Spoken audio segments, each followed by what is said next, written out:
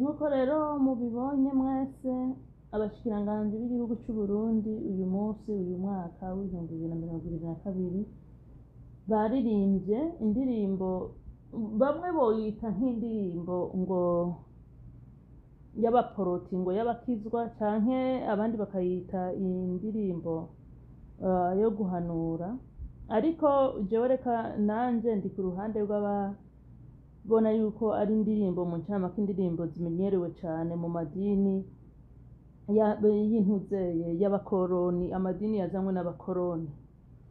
Baririmbye indirimbo ivuga ngo nuko rero twame twama imbuto ngo zikwiranye no kwihana. Hari ibintu abahutu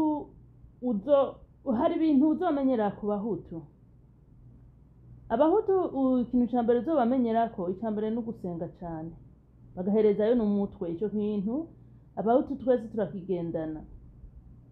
Ica kabiri rero uzomenyera ku bahutu nukurekurira umwansi wabo batitaye ko akiri umwansi. Urumva Bibiliya iravuga ngo mubabariranire kandi mubabarire abansi banyu. Iyo Bibiliya ivuze ngo tubabarire abansi bacu ntivuga ngo tubabarire abansi bacu bakitwanka, kuko Imana n'uno munsi ntirarekurira Satani. Imana n'uno munsi ntirarekurira Satani kuko Satani aracari umwansi wayo. No, Imana itubwira iti tubabarire abari abansi bacu. Nukuvuga umuntu yari umwansi wawe hakagera igihe akaza akavuga ati ku by'ukuri naragenduye nsanga inzira ndimwo nimbi, naragenduye nsanga kukwankira ubusa ni bibi, narigenduye inyifato yanje uko ndakwifata ko nsanga ni bibi, kukwankira ubusa ni bibi, kukwicira bawe ni bibi, kukwiba ni bibi, ibintu nk'ivyo. Nari umwansi mu ncamake, nje umbabarire. Muri ico gihe nk'abakristo duhamagarirwa abo bantu kubababarira, nubwo mu mutima ko bakakiziriringa. Yamaze kuza akerekana inzira ziwe zose uko ziri, akanasaba imbabazi, duhamagarirwa kumubabarira mw'ijambo ry'Imana ry'ukuri. Niko duhamagarirwa muri Bibiliya. Muga rero reka kubahutu suko kubahutu bobo bigishijwe yuko umwansi wawe umubabarira atari imbabazi yigeza gusaba. Uwahitiye arakwica kwiba umubabarira atari imbabazi yigeze gusaba, ndetse n'abawe yishe atarasaba imbabazi, ndetse n'ivyo yakwivye atarabigusubiza. Nivyo rero aba bahutu nubo babandanya bahamagarira abarundi ngo nuko bame bibuka ngo imbuto zikwiranye ngo no kwihana. N'amajambo yo kuzimiza abarundi mu gihe tugezemwo ubu, n'amajambo yo kubandanya brain washing mu ncamake. Iyo zabugonko mu Kirundi niyo zabugonko ribandanya, aho aboserukiye abarundi babigisha ati tunura ijisho ahubwo ritunuke ntuhengeke, usinziriye sinziriza rimwe irindi rikanuru, hanyuma rimwe gikanguye irindi naryo risinzirize, turi mu gihe kibi. Oya suko boba no guhamagarira abahutu kubandanya nyene tujijima, twikwega inyuma y'abansi, duharira batigeze badusaba imbabazi, dukunda batigeze badukunda, duha ivyacu abatazo kwigira baduha ivyabo. Urumva ni ivyo bintu abahutu baba bibereyemo. Rero iyi ni ingaruka mbi yo kuba muri koloniali igihe kirekire no gutotezwa igihe kirekire, kuko iyo watotezwe igihe kirekire confidence iravamo ikagenda burundu, umwasi wawe agasigara agufise ko power. Uyu munsi tugezeko nubwo bokwifuje ubwo butumwa kubutanga, ntabwo ari bo bohagaraye mu mavutano no mu makostime batamba umuziki banyiganga. Oya, bivanye n'amahera nabo tuzi batwara igihugu ko angana ari menshi, bari kwitegereza ati ubu turi mu gihe c'ubukene budasanzwe butewe n'ingwara twahitiyemo ya corona, bugaterwa n'ingwara n'izi ntambara, ko tuzi dufise ugwaruka baririmba neza. Kugira ngo tubereke ko dushikikiye umuziki wabo, reka tubahe ide y'ibintu boririmba kuri uno munsi mukuru, duce tugira sponsoring uyo munsi. Tuba studio abaritwe tuyibarihira, impuzu bazo kwambara kuri urwo rubanza bariko turubarihira, transportation tuyibarihire, n'inge bazoga tubibarihire. Mugabo bo baririmbe ibijanye n'ubutumwa bwacu, naho nyene bimenyekana ati nitwe twabibasavye mu kiringo kugira ngo tuba sponsoring. Ico cari kumvikana neza, ariko kuja ngaho bakabandanya inyigisho mbimbi cane zibandanywa kwigishwa birabure no kwigishwa abahutu ngo zo kunga umwansi wawe uramukunda vyanka vyakunda. Satani mwenyewe mbe murazi kuba mwijuru, murazi ico gisigura kuba mwijuru? Ngo yaba mwijuru ngo ari komanda mukuru iminsi yose usanga yegereye cyane umukuru shebuja, ugasanga n'abana ba shebuja n'abandi bose na message nyinshi za shebuja niwe azimenya. Mugabo satani yakororewe mwisi kugeza nino satani ntarababarira. Mugabo abo bahutu bacu nivyo baba bibereyemwo nuko nyene. Mu ntambake nabwo nokangurira abahutu bakiri bato ngo baze baratega amatwi byose bamira burungu nkuko bimeze kuri abavyeyi babo babategeye amatwi babamirira burungu bababwira yuko umwasi umukunda byanka byakunda. Niho mubona igihugu ahantu kigeze ntikihageze kubera ko ari abracadabra kirahageze. Ni ibintu byatanguye kunyene abavyeyi bacu baratotezwa cyane, basokuruza bacu baratotezwa cyane, bumvishwa yuko badakunze umwasi ku nguvu byanka byakunda bazokwishwa bakamagwa, bacare bahitamo kumuyoboka. N'uno munsi n'inzukuruza zabo uno munsi ziri muri leta zikora zifise akazi keza aho gukangurira abarundi ati twibohore dukanure dukunda igihugu cyacu mugabo mu buryo butari ubw'ubugugu. Nukubandanya babo bavuga ngo tubandanye yanzira abakoroni badushakamo aba ariyo tubandanye.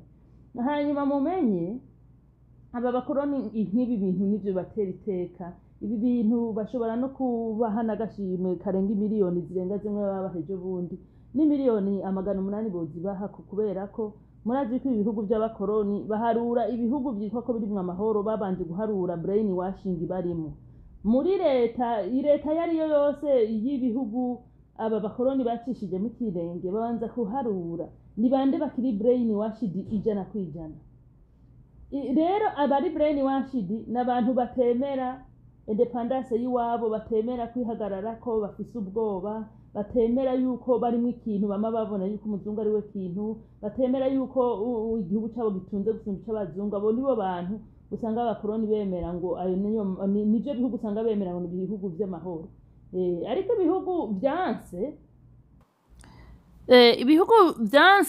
ibihugu vyakoronijwe n'aba bakoroni ariko bamaze kugenda bikiyoza mu bwonko bikagarukana ubumenyi bwabo. Nk'akarorero turavuga North Korea, nk'akarorero turavuga China, akandi karorero turavuga Ubuhindi. Reka tuvuge n'ibi bihugu by'abarabu nubwo navyo bitakoronijwe ariko hoba haraciyemwo intambara zibatwara power mugabo mu nyuma bakazigwanya intuze zabo zikagaruka akaranga kabo kakagaruka. Ivyo bihugu byinshi ibihugu uzosanga papa adafisemwe amadini menshi, aba bakoroni bandi badafisemwe amadini menshi, ivyo bihugu uzosanga bavyagiriza yuko ari ibihugu vy'intagondwa. Kukubera rero natwe turi iyoza bwonko ryamaze kutwuzura. Twebwe iyo aba bakoroni bavuze ngo ingwe intagondwa ntiduharura mbega ni intagondwa muki. Umwana mu rugo arashobora kwitwa intagondwa bivanye nuko amategeko y'abavyeyi atayemera. Umunyagihugu asanzwe mu gihugu arashobora kwitwa intagondwa bivanye nuko abayobozi lokale atabemera. Ariko bitavanye ngo aridanje kuri bo, ariko bazi neza yuko badashobora kumutwara kwa mashwatu yose y'amategeko yaciga nino ngo yabemerere, bakabasha bamwidogera ngo uriya muntu n'intagondwa. Hama rero hakaba n'intagondwa z'intagondwa ari abantu bajeje kuvyukuri gusambura ivyubatse. Ugasanga nka leta yubatse inzu, abo bantu baragiye barayiryamiriye barayituriye. Ugasanga leta yubatse ikiraro baragiye baragituriye barakibomoye. Ugasanga leta yubatse amashure bakagenda bagafata amashure bakayabomora. Abo bantu n'intagondwa zo kugwego rwo hejuru. Ariko kuvuga ngo umwana ngo ni intagondwa ntabwo biba bisigura yuko umwana ari intagondwa mu gihe atariko arahungabanya umutekano w'igihugu muri rusange canke umutekano w'abo bari kumwe.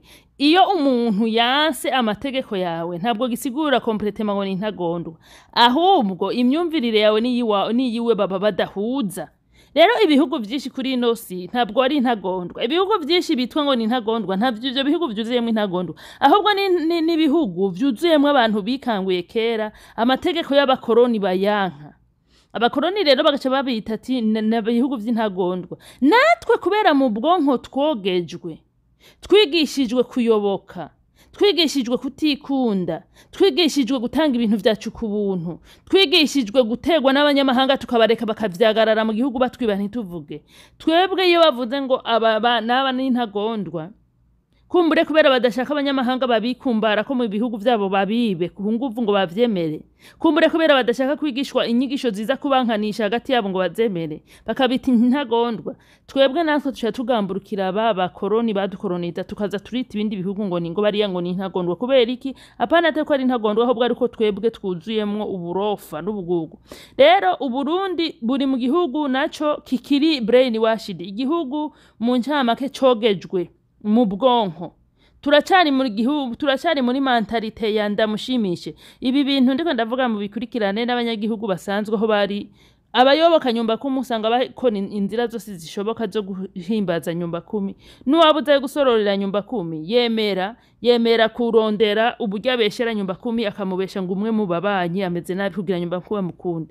Kuri ba mustanteri nuko babura amatari nuko ba chef de zone nuko bigenda no mu buzi bwose nuko bigenda.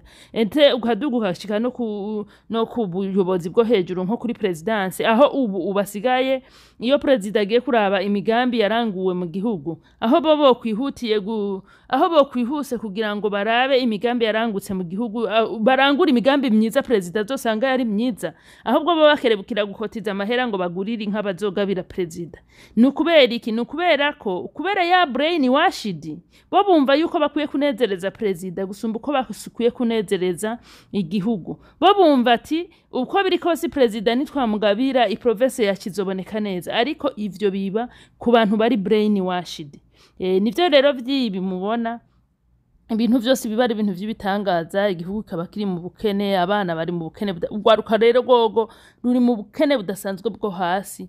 Mugabo kabona ngo abashikiranganje bafashe umwanya muri ya myanya tubahembera aho kwiga ibibazo vyacu, bafashe umwanya wo kuja muri studio kuri code indirimbo, barafashe umwanya wo guza baraza kugira repetition guko murazi kiri umwe wese bari muri departement yiwe ari busy bateze kurondera iyo uwo mwanya wa repetition. Kandi mwibuke aho bagiye abakenyezi nabagiye bashinga ntahe bakoraniye ngo bariko bararirimba indirimbo, ntimuvuge ngo banwa amazi, muvyibuke neza ntibashobora kugunwa amazi uyumvise umuhogo wumye. Ufata musteri ni musteri, ufata isoda nawe wabari soda, ariko ko baboneka nk'abaproti bose burya nyene yari amasoda yonyene. Murumva bagafata umwanya rero nk'uwo ngo bariko bararirimba ngo indirimbo gusa ngo twamangwe imbuto zikwiranye ngo no kwihana, ariko tuzi ko hari ugwaruka gwishi bari gukoteza ayo mahera bakaba yahugwaruka rugategura iyo ndirimbo rukayiririmba, mugabo gwayiheza ruvuga ruti n'imiburiburi ubushikiranganje bwahaye abaririmbyi baririmba indirimbo n'imiburiburi imiliyoni 10 zaho kugira ngo biteze imbere, mugabo babicishije mu kubafasha ko baririmbye ururimbo guno munsi. Ni ikintu cebandanya kwerekana ibihugu ku by'ukuri tukiri inyuma y'amajambere, abirabure nturagera gutera imbere, ariko na cyane cyane abirabure b'abahutu kuko icambere na mbere ugiha tolerance umwansi wawe atagusavye imbabazi, ugiha tolerance umwasi watagusavye imbabazi, ico ni cambere. Ica kabiri, confidence yawe udafise niyipima kadisi. Ukiraba abandi bagabo bose bo muyandi mako kumva yuko bagusumvye ubwenge, bagusumvye ukuntu wokora uganiza ibintu mwebwe muvyikoreye bidashoboka, ico ni ca kabiri. Ica gatatu, kumva yuko udashobora gukizukira urikara gukoroniza cyangwa ushaka guhagarura kugatuza ngo umubwire ngo aha ntibishoboka, ico ni kindi. Rero iyo niyo ntwaro ku bahutu. Abahutu kweri, muntu utabanye n'abahutu uzopfa warahomvye, muntu utabanye n'abahutu uzopfa utanezerewe, muntu utabaye hafi y'abahutu uzopfa udatunze, kuko biroroha cyane kwiba abahutu no kubica. Muntu w'umwicanyi utabaye hafi kwica abahutu ntaco washitseko, guko umuhutu uramwica n'ivyuka biherana, kandi hirya yejo ugasanga muricaye muriko murayaga atangorane.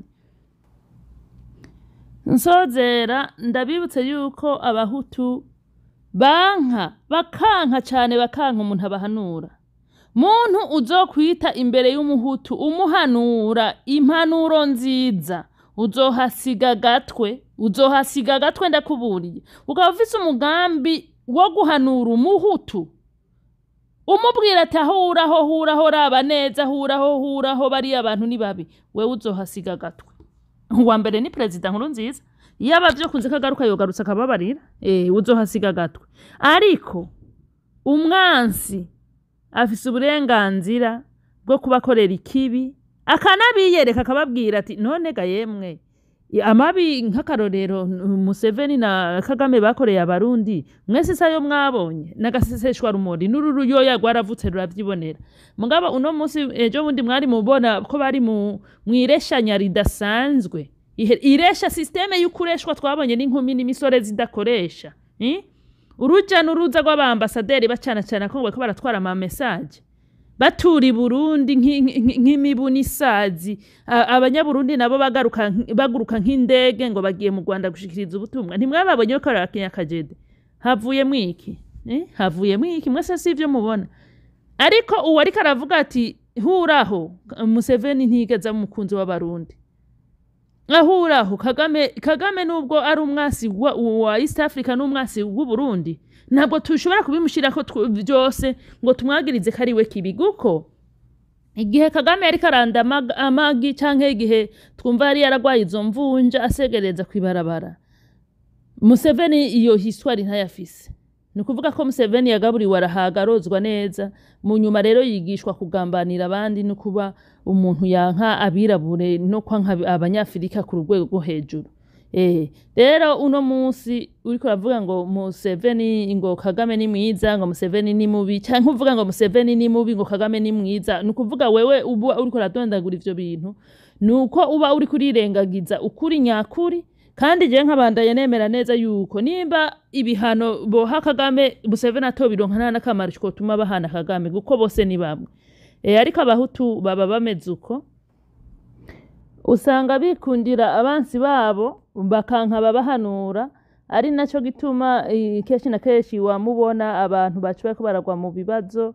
abantu bariko barapfa giturumbukano kubera izomvo ariko nkuko mubibonye rero iyo ndirimbo yabo bashikiranganje ibagwe neza mwese abakiri muri brain wash system ngo mwame mwibuka ngo kugendera mu mategeko mu ncamake muri kikoroni mwame mwibuka kubabarira ababagiriye nabi nubwo baba batabasavye ikigongwe nubwo bibiri ivuga yuko umuntu ateze kugusaba ikigongwe mbere yuko umubabarira ariko mwame mwibuka kubabarira abansi banyu mugire rero mwese ibihe vyiza nakagaruka bye